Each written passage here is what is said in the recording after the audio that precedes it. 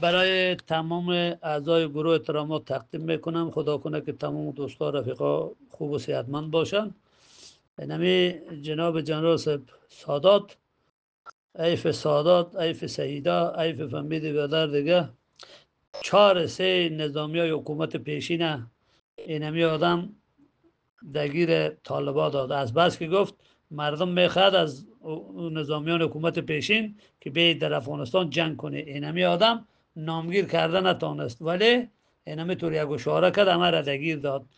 اما شاعر میگوید، میگه کار اربوس نیست خرمن کوفتن، گاو نر میباید و مرد کوهن. کسی که کار بلد نبود، تاکتیک بلد نبود، چریک نبود، مجاهدت نکرده بود، انقلاب ندیده بود، انقلاب نکرده بود، انقلابی نبود، او اولا گیر کردن میتواند، دوم جنگ کردن میتواند، سوم هم روحیه و جرأت جنگی نمیداشته باشد، چهارم هم جنگ یک کار ساده نیست. جنگ آتش است، جنگ نیرنگ است، جنگ زور کار ندارد، جنگ قواره کار ندارد، جنگ جرأت کار ندارد، جنگ کتگی کار ندارد، جنگ زیبایی کار ندارد، جنگ نیرنگ کار دارد. اون کسی که فند بلد است اون جنگجو است، اون کسی که تاکتیک بلد است اون برنده جنگ است.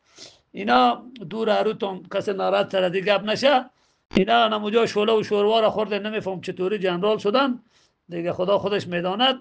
اما من ناراحت نمیستم که 4 نظامی های حکومت پیشین توسط صدای همی آدم توسط طالبا گرفتار شد، که از بس که صدا ماند که مردم از نظامی های جمهوریت میخواند که بر افغانستان برگرده در مقابل طالبا به جنگی. طالبا هم هر چه نظامی بود گرفتهش و چیزش کشته و چیزش بندی کرده رفت، تمامش تاثیر همی آدم بود. یک چریک می بود، ما شما خو کوک شکار کردیم، کوک یک چیز خاکی است، بور اگه سر سنگ نبره قاقبا نکند او را شکاری در بغلش نمیزند. این قاقبا میکنه مثل امو کوک، فهمیدی در بغل فهمیدی 4 تا بچه غریب میزنی. بسیار آدم خراب است و غیر از اینجا پخش نکنید، فهمیدی به درد کار ما شما نمیخوره. بسیار یک آدم مفتخور مفتگوی است دیگه. چریک مثل ماره که در جنگل باشد، کسی جایش ندیده باشد، 20 نفر هم در اوگر باشد و 20 نفر از همون مار میترسد که نوادا از کدام شنگ آیا به کی حمله میکند. اگر جای مشخص باشه و 20 نفر دموارش به سنگ میزنن که از اون نبراید، یا کشته میشه سنگ میخوردش در کلکشه کردن، یا همونجا زده و زده میگیرندش بس و خلاص.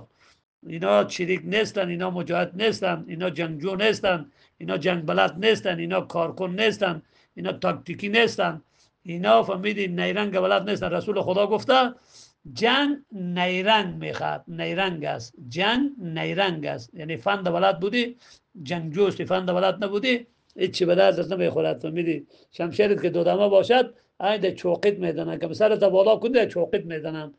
فقط شکاری مثل که کوکه میدنی، کوک چه قوشار است، چشم در قلاور دست دماشه نباشه کوکه زده نمیتونی. جنگ اینطوری است، بخیر حریف بزنی بعد اینطوری جنگجو باشی. بخیر و سلامت باشه، این به درد کارتون نمیخوره، قبایی گوش ندید.